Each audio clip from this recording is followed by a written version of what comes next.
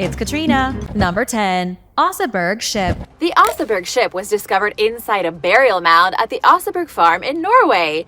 The ship is one of the most spectacularly preserved artifacts from the Viking era. Swedish and Norwegian archaeologists were involved in the discovery of the boat in the early 1900s. Within the grave were found the bodies of 2 females along with tons of grave goods. It's believed the ship was buried around the year 834. Although the vessel itself may have been built much earlier. It was constructed entirely of oak, and it's a whopping 70 feet long with a mast 33 feet tall. The Viking ship would have been able to cruise at 10 knots, or about 12 miles per hour. With 15 pairs of oars, 30 people could have worked at one time to row it across the sea. And at this point, you may be wondering how exactly the Awesomeburg ship classifies as an underwater discovery. It was an underwater discovery 1,200 years ago. Archaeologists believe the ship was pulled out of the water to be used as a burial for 2 extremely important women. It's unclear if it sank or it was damaged prior to the burial, but either way, it was retrieved from the sea and then buried under a massive mound. Its walls were decorated in woven tapestries. The ship was filled with farming tools, carved animal heads, some tents, beds, clothing, and a lot of dead animals. Researchers found 15 horse skeletons, 6 dog skeletons, and the remains of 2 small cows. As for who the women were, nobody has any idea. One of them died in her 70s, and the other was over 50 years old. Very impressive ages to reach for a pair of Vikings. Number 9. The sunken city of pirates. Edmund Heath was one of the only survivors and witnesses to the horrific earthquake that sank a city of pirates in 1692. He detailed his account of what happened, saying, "The earth opened and swallowed many people before my face." Edmund said it was impossible to escape the carnage as the pirate city of Port Royal was pulled into a watery grave. In the 17th century, Port Royal was, by some accounts, the most wicked city in the world. It was full of booze, pirates, ladies of ill repute, and awash in sin. When it was destroyed, many believed it was God's vengeance for such an abominable place. It was compared to the destruction of Sodom and Gomorrah.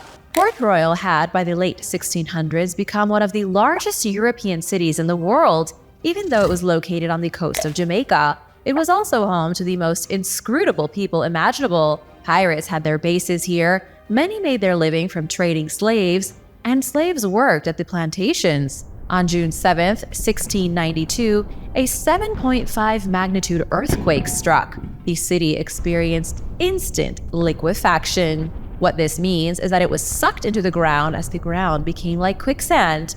Port Royal is still around today, declared a National Heritage Site in 1999. It's been compared to Pompeii for how well its archaeological wonders are preserved.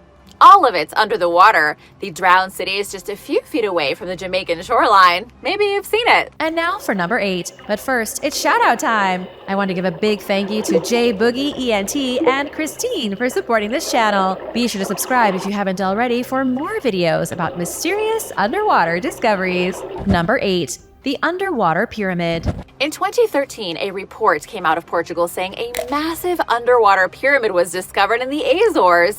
The pyramid was found by a Portuguese sailor named Diocleciano Silva.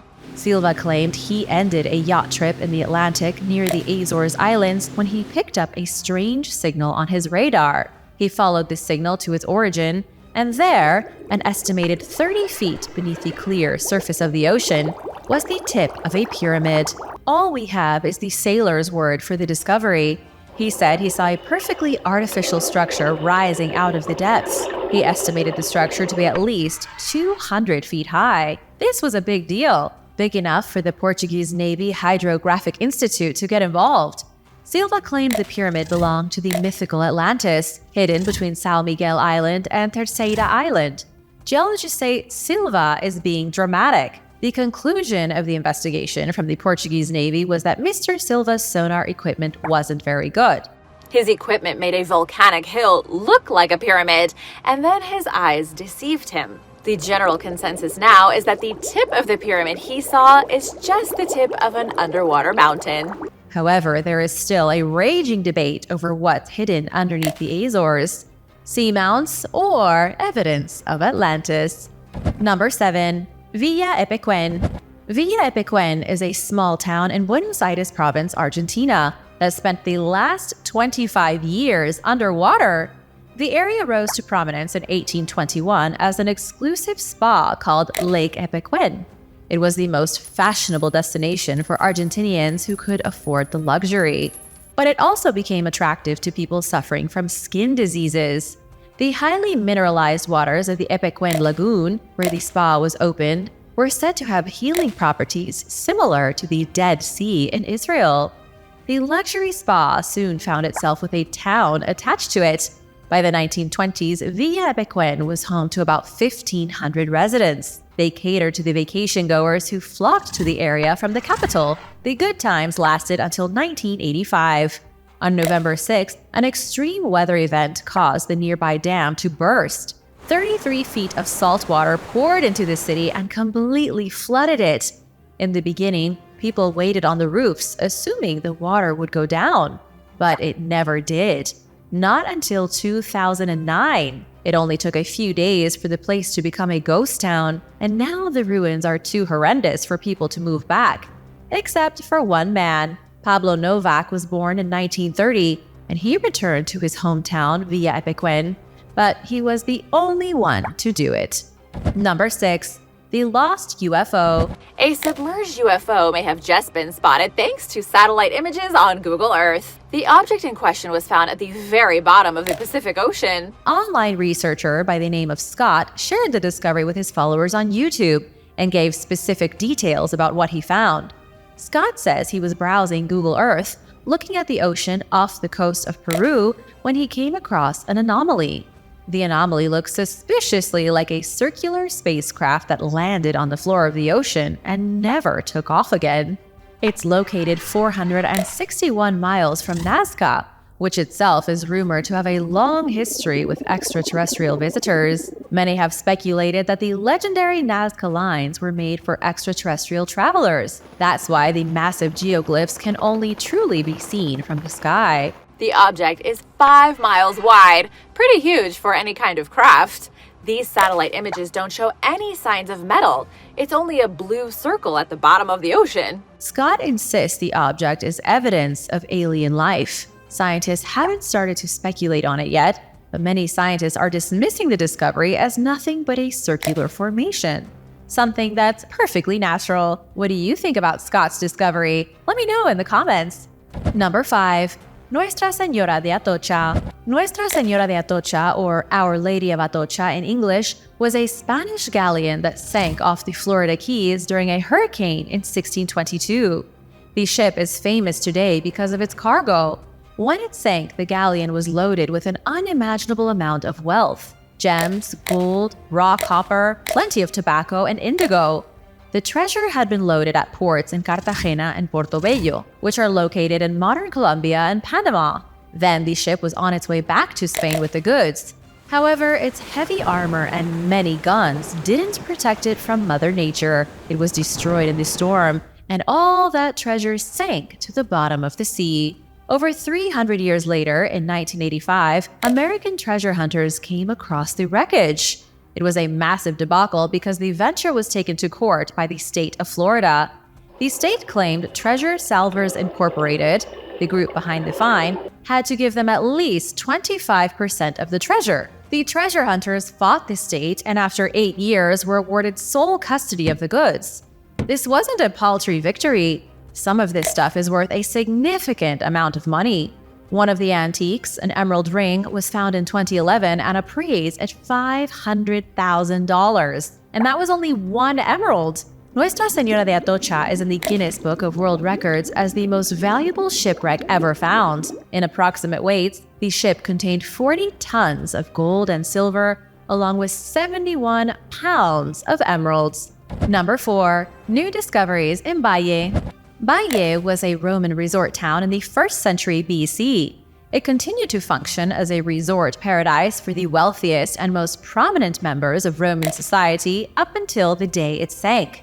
Pompey the Great visited Bari, as did many other famous ancient figures like Julius Caesar, Emperor Hadrian, and Lucius Licinius Lucullus. It was notorious, just like the sunken city of Port Royal, for the hedonistic lifestyle its residents enjoyed. The poet Sextus Propertius described Bari as the vortex of luxury and the harbor of vice. Locals may have thought it was an act of the gods, but in reality, the city's sinking was an act of geology. The entire region in this part of Italy is highly volcanic.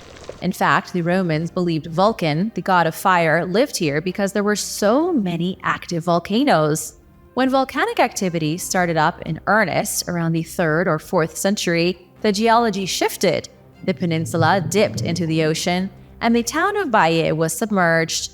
Over the years, archaeologists have made all kinds of amazing discoveries here. In 2013, underwater surveys revealed an ornate statue of Apollo, god of the sun. Even more recently, underwater archaeologists from the Campi Flegrei Archaeological Park conducted a survey and found an entirely new block of structures. Colonnades, crumbled marble columns, and other building features imported from Greece. Number 3. Olos. During the Archaic period of ancient Greece, around the 8th century BC, a settlement named Olos was built to connect northern Crete with the Aegean Islands. The city was amazing because it was on 2 different pieces of land. It was built on both sides of the peninsula of Spinalonga like 2 sides of an open pair of scissors. If your friend lived across the water from you, you'd either have to travel all the way up to the peninsula and around to the other side, or you'd have to swim across. It could be a serious commute if you had a job on the opposite side of the city. There is very little written evidence of Olos in ancient texts. It was likely devastated around 480 BC when the Persians invaded Greece for the 2nd time. But after the Persians were defeated by Alexander the Great a century later, Olos became a wealthy port city. Then, in the 2nd century AD, an earthquake struck, and Olos cascaded into the water. The ruins of the ancient city are currently submerged. Underwater surveys have identified the remains of structures, roads, huge public buildings, and massive fortifications. One of the most recent surveys revealed the defensive wall and tower at the southern part of the harbor. This was likely part of the fortification system which protected the port from being sacked by marine raiders. When do you think the next major earthquake will hit and where? Let me know in the comments below and hit that subscribe button while you're at it. Number 2. Sunken graves. There is an underwater graveyard in Florida found to be 7,000 years old. The graveyard was used by a group of indigenous people as the sacred place for burying their dead. The indigenous people chose a shallow pond as their graveyard. Archaeologists believe the ancient people sank the bodies to the bottom of the pond, then marked each grave with a long, sharpened stake. The top of each stake would have stuck out of the water like the tip of a flooded flagpole. But times change and water moves. 7,000 years ago, the Florida shoreline looked a lot different. The pond was 9 feet above sea level. As of the gravesite's discovery in 2016, it was 20 feet beneath the surface of the water. The above-ground pond is now a shallow divot in the open ocean. The site was discovered when a diver uncovered a human jawbone. Since then, archaeologists have identified at least 6 human remains. But that's all the information we really have. We don't know what group they belong to, why they practiced underwater burials, or why they only left half a dozen people in the graveyard. Number 1. The USS Monitor. During the American Civil War of the 19th century, the USS Monitor was an ironclad warship fighting on the side of the Union Navy. It was finished in 1862 as the first ironclad of its kind commissioned by the Navy. The USS Monitor fought at the Battle of Hampton Roads against the ironclad CSS Virginia, which ended in a stalemate. Still, its revolving turret and incredible power made the Monitor-class ship the standard of armored warships for America over the next decades. The USS Monitor sailed up the James River during the Peninsula Campaign. Then, on the ship's way to North Carolina in 1862 to join with the Union Navy blockaders, it ran into a storm. Off the coast of Cape Hatteras, the USS Monitor floundered and sank. In 1973, Duke University scientists found the wreckage of the ironclad lying upside down, 230 feet deep. 2 years later, the site of the wreckage became the first national marine sanctuary in the country. It's still in fantastic shape, seemingly impervious to the forces of nature. A team with the National Oceanic and Atmospheric Administration visited the wreckage in 2022 and were shocked to see it had barely aged. Tane Renata Casserly, the permit coordinator with NOAA, said the ship is in an excellent state of preservation. Thanks for watching! Would you be brave enough to snorkel through the ruins of a lost ancient city? Let me know in the comments. Be sure to subscribe if you haven't already and come back soon. Bye!